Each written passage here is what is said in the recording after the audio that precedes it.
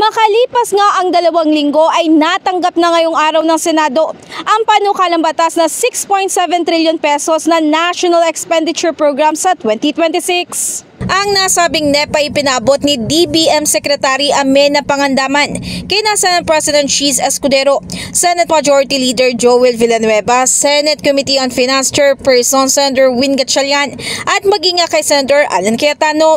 Ang pondo para sa susunod na taon ay katumbas ng 22% ng gross domestic product at mas malaki rin ito ng 7.4% kumpara nga sa dating national budget.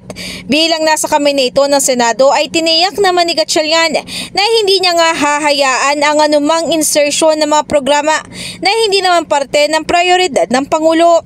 Papayagan na magkaroon ng pagsisingit, especially sa BICAM.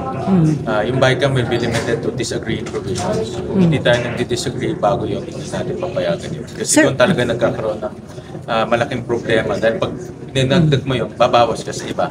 Basta as a principle, regardless kahit anong budget yan, whether Chacha, People's Initiative, AKAP, as long as walang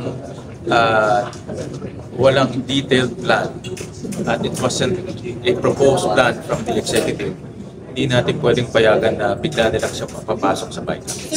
Ayon pa kay Gatchalian, mayroon siyang bagong proseso na ipapakilala.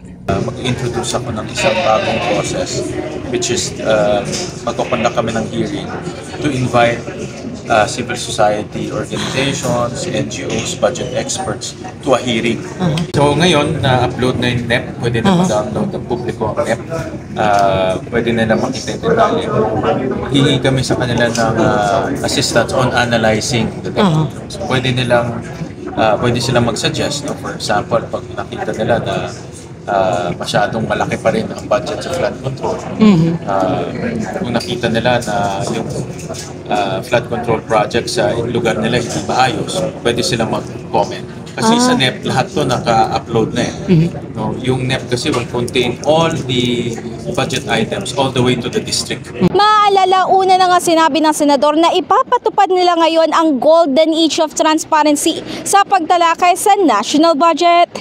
In the heart of changing lives, ako si Brigada Ann Cortas ng 105.1 Brigada News FM Manila, the Music News Authority.